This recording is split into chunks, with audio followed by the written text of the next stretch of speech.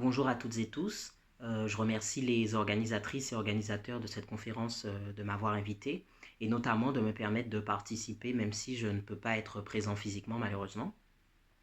Le but de mon intervention est de réfléchir à la manière dont l'afroféminisme peut être un courant des mouvements noirs qui permet de booster et de renforcer le projet panafricain. Donc, poser la question comme ça, c'est partir du principe que c'est pas obligatoirement le cas et il faut remplir certaines conditions pour que l'afroféminisme serve plutôt que desserve le mouvement panafricain. Donc ici, j'utilise le terme afroféministe, mais je m'adresse autant aux personnes qui utilisent ce terme-là qu'à d'autres qui utilisent plutôt le terme féminisme noir, qu'à d'autres aussi qui peut-être rejettent le terme féminisme en tant que tel. L'essentiel, c'est qu'il s'agit d'aborder la question des rapports entre les sexes dans un cadre de libération noire et panafricaine. Et je pense qu'il faut qu'on soit au-dessus des polémiques de chapelle et des polémiques sectaires sur quel terme on emploie.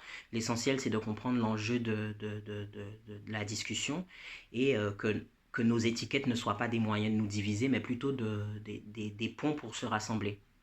Donc, c'est comme par exemple tout ce qui concerne les polémiques sur peut-on se dire féministe lorsqu'on est noir ou panafricain. Moi, ce ne sont pas des polémiques qui m'intéressent dans le sens où je considère que ce qu'il faut comprendre, c'est ça, c'est que on est dans un monde où le système économique dominant, c'est le capitalisme et qui s'est répandu avec la violence de l'impérialisme aux sociétés africaines et qu'il a transformé les formes sociales qui existaient avant le colonialisme. Et du coup, le résultat, c'est que soit il l'a créé, soit il a renforcé et modifié l'antagonisme et les rapports entre les sexes. Donc ça veut dire qu'aujourd'hui, on ne peut pas se référer à des modèles de société précoloniaux qui n'existent plus. On est obligé d'être ancré dans notre présent. Et dans notre présent, la question des rapports de sexe se pose aussi aux communautés noires d'Occident et aux communautés africaines sur le continent et dans la diaspora dans la Caraïbe et les Amériques. Donc la question, c'est pas tant de savoir si le féminisme ou pas, c'est quelque chose de traditionnel à l'Afrique. Je dis souvent pour rigoler que les centres commerciaux non plus, c'est pas traditionnel ni dans les langues africaines ni dans les sociétés africaines. Pourtant, il en pousse partout comme des champignons en Afrique. Donc la question, c'est voilà, on est dans des sociétés qui ont été abîmées par le colonialisme et qui aujourd'hui sont tout en train de devenir capitalistes. Et donc voilà, la question des rapports de sexe se pose à nous aussi, parce que le capitalisme est un régime économique qui est sexué. Donc ça veut dire que ça produit à la fois des racialisations, mais aussi des rapports de sexe. Donc sexe, homme-femme, et aussi des hiérarchies justement entre ces sexes-là. Donc on a déjà des modèles noirs qui pensent la question de l'émancipation des femmes, les rapports de genre et de sexe dans le contexte noir. Pour le continent africain, il y a Thomas Sankara et encore aujourd'hui, Aminata Traoré. Ce sont des gens qui pensent la question homme-femme dans un contexte africain qui subit l'impérialisme. Et en Occident, il y a des personnes comme Assata Shakur ou Angela Davis, pour ne citer qu'elles, qui pensent cette question des rapports hommes-femmes noirs, mais cette fois quand on est en Occident, parce que ce n'est pas tout à fait la même chose. Ça veut dire que cette question de penser les rapports de sexe dans un cadre de libération noire, elle n'a rien de nouveau. Et en fait, il faut qu'on se replonge dans notre histoire pour éviter certains débats tendus et inutiles qu'on peut avoir aujourd'hui en France sur est-ce que toutes ces questions-là sont nouvelles, etc. En fait, ce ne sont pas des questions nouvelles. Elles sont peut-être reformulées de façon nouvelle aujourd'hui avec de nouveaux enjeux, mais ça fait longtemps que les révolutionnaires noirs se posent cette question. On veut des sociétés débarrassées du colonialisme, mais on veut aussi des sociétés dans lesquelles les rapports entre les hommes et les femmes ne soient pas marqués par la violence. Donc, ce n'est pas quelque chose de nouveau que ces questions-là se posent. Et aussi, autre chose, on a tendance à opposer les choses un peu de manière caricaturale, c'est-à-dire soit les personnes seraient des afroféministes, soit les personnes seraient des panafricains, alors qu'en réalité, les ponts existent déjà un peu. C'est-à-dire que, par exemple, je le sais par connaissance militante, que certaines militantes afroféministes qui sont dans des collectifs afroféministes sont aussi dans des organisations panafricaines plus larges. Certains camarades panafricains, par exemple, se rendent à des événements où ils sont invités et les ponts existent déjà. Donc je pense que lorsqu'on a un projet aussi important que celui d'en finir avec le colonialisme européen et occidental, on doit se recentrer sur tout ce qui permet les ponts, les alliances, et mettre de côté tout ce qui crée de la zizanie et toutes les approches politiques qui sont là pour mettre en avant les divisions plutôt que les points d'alliance, même si on n'est pas obligé d'être d'accord sur tout. C'est plutôt ça qu'il faut saluer, c'est toutes les initiatives pour travailler ensemble. Et donc du coup, c'est dans cette perspective-là que je me dis en tant que panafricain proche des mouvements de femmes noires, comment penser les ponts et les manières de se rencontrer. Je pense qu'il y a deux conditions primordiales qui peuvent faire de l'afroféminisme un apport plutôt qu'un frein ou une épine dans le pied du panafricanisme, c'est l'importance d'être internationaliste. C'est-à-dire de désoccidentaliser la façon de penser le racisme et penser le fait d'être noir. Donc le racisme, c'est un phénomène qui est intrinsèquement lié au colonialisme, et le colonialisme, c'est de fait un processus international de dépossession des peuples africains et des peuples colonisés en général. Et du coup, le néocolonialisme, c'est dans la même veine, c'est-à-dire c'est le colonialisme dans sa version actuelle. Donc ça veut dire on ne va pas très loin lorsqu'on pense le racisme que dans les frontières d'un État-nation comme la France ou les États-Unis ou le Canada. On est obligé d'avoir une approche du racisme si on veut toucher les choses à leurs racines, avoir une approche du racisme qui pense pas seulement ce qui arrive aux Noirs en Occident, mais qui pense la domination de l'Afrique. Donc ça veut dire que l'enjeu, c'est la souveraineté de l'Afrique. Il ne sera pas possible pour des Noirs, quel que soit l'endroit où ils sont dans le monde, de voir leurs conditions transformées si l'Afrique continue à rester opprimée. Et donc pour le coup, cette critique-là, elle ne s'adresse pas qu'à l'afroféminisme, c'est-à-dire même des mouvements noirs. Il y a beaucoup de mouvements noirs en Occident dont la plupart des enjeux se confrontent uniquement au fait d'essayer de vivre mieux en Occident et n'ont pas le projet de souveraineté de l'Afrique à cœur. Donc ça, c'est quelque chose de très important, et sur cette base-là, des rencontres peuvent se faire entre afroféministes et panafricains. Je pense que aujourd'hui, j'en suis convaincu, dans le contexte français, on ne peut pas formuler de projet qui soit autre qu'une forme d'intégrationnisme et d'assimilation si on n'a aucun lien avec les mouvements afro en Caraïbes ou en Afrique. Donc je suis désormais convaincu que la déstabilisation de la France comme puissance impérialiste, pour ne prendre qu'elle, mais c'est l'Occident en général, la déstabilisation de la France comme puissance impérialiste passe par le fait de la déstabiliser dans la périphérie coloniale. C'est-à-dire que c'est en Guadeloupe, en Martinique, au Sénégal, au Mali, au Tchad que tout se joue. Est-ce que ça veut dire qu'il n'y a rien à faire ici? Non. C'est-à-dire qu'ici, on peut avoir un rôle, par exemple, sur l'amélioration de nos conditions de vie, sur le logement, contre les violences policières ou les luttes syndicales pour les travailleurs immigrés, c'est-à-dire des choses cruciales pour nous ici et dont on a besoin maintenant. Mais ça, c'est réagir à la violence du racisme dans nos vies, à la violence de l'exploitation. Mais la formulation d'un projet politique, si elle reste coincée dans les frontières de l'État-nation, elle ne peut être qu'intégrationniste. Donc ça veut dire que concrètement, pour réorienter l'afroféminisme et les luttes noires en général dans une perspective panafricaine, la question c'est de se demander, par exemple en tant qu'afroféministe, je ne sais pas moi, caribéenne, en quoi peut-il être possible de contribuer aux évolutions statutaires urgentes des territoires qui sont appelés dom-tom et qui sont encore sous le joug du colonialisme, même si on appelle ça département ou territoire d'outre-mer.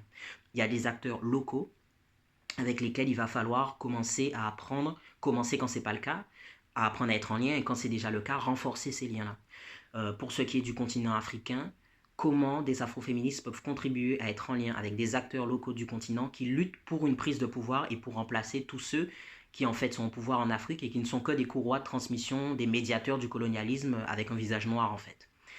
Il y a aussi la question des luttes pour les réparations. En quoi des afroféministes peuvent s'accrocher et s'arrimer aux luttes pour les réparations et contre les privilèges des anciens esclavagistes dans des territoires comme la Guadeloupe et la Martinique. Donc c'est-à-dire trouver des enjeux concrets de lutte et des terrains qui ne peuvent pas être abstraits dans lesquels des mouvements afroféministes s'accrochent aux mouvements panafricains déjà en lutte.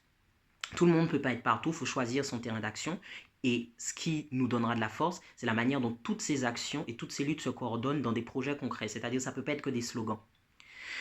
Et le deuxième point, c'est la deuxième condition des alliances et pour que l'afroféminisme puisse être un moteur puissant dans le cadre du panafricanisme, après l'internationalisme, c'est laisser de côté une approche très centrée sur les relations individuelles.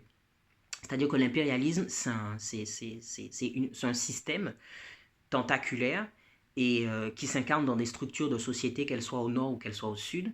Et ces structures produisent des relations individuelles, mais les relations individuelles, ce sont les effets. Les causes sont les structures. Et c'est-à-dire que, par exemple, certains sujets peut-être dans l'afroféminisme reviennent un peu trop et d'autres peut-être pas assez. Les sujets qui reviennent un peu trop, c'est toute la question des invisibilisations. On va dire, par exemple, les queers noirs, les femmes noires sont invisibilisées. On va parler beaucoup de colorisme, on va parler beaucoup de cheveux. Ça ne veut pas dire que ce ne sont pas des sujets importants, mais ces sujets doivent être appréhendés pour ce qu'ils sont. C'est des effets du racisme. Le racisme en tant que cause, c'est l'exploitation, la racialisation de la force du travail. Qu'est-ce qui provoque l'émigration? Qu'est-ce qui provoque l'extension et l'extension du capitalisme en Afrique, dans les grandes villes? Je parlais des centres commerciaux, le fait qu'il en pousse partout. Comment ça produit un changement dans des sociétés où les structures traditionnelles sont de plus en plus détruites. Donc penser le racisme en tant que force d'exploitation et de pillage, etc., c'est ça les causes. C'est ça qui nous permet d'attaquer le racisme à sa racine. Et du coup, ça veut dire qu'il faut vraiment recommencer à penser comment le racisme est un des visages du capitalisme. C'est un pilier en fait du capitalisme. Et que beaucoup de choses sur lesquelles on insiste souvent, ce sont des effets, des symptômes et ce genre de choses. Si on prend une métaphore pour expliquer la chose, imaginons que le racisme, ce soit la grippe. Et nous, on parle trop souvent du fait de tousser, du fait d'avoir la fièvre, etc. Et on parle souvent des remèdes contre la toux, contre la fièvre, etc. Mais alors qu'il faut en finir avec le virus. Donc, colorisme, tout ça, etc. C'est ok, c'est vrai. Appropriation culturelle, pareil, ce sont des sujets qui reviennent souvent. Mais ce sont des sujets qui nous empêchent d'aller peut-être un peu plus loin. Et donc, je pense qu'un des mouvements qui peut nous aider à comprendre la position à avoir sur ces questions, c'est on peut apprendre beaucoup de choses des féministes qui ont à la fois contesté l'androcentrisme du marxisme orthodoxe, mais à la fois contesté, on va dire, l'approche très libérale et superficielle des féminismes hégémoniques. Et on peut apprendre beaucoup du féminisme marxisme ou du féminisme des femmes du Sud, parce que vraiment, elles permettent de comprendre ce que c'est que l'oppression des femmes à la racine et pas seulement dans ce qui fait les effets du sexisme.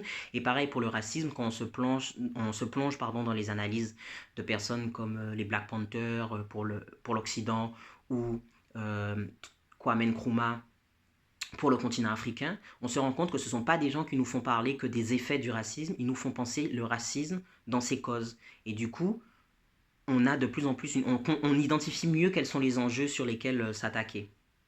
Donc voilà, pour conclure, parce que du coup, comme c'est en vidéo, je ne vais pas faire une intervention de 20 minutes.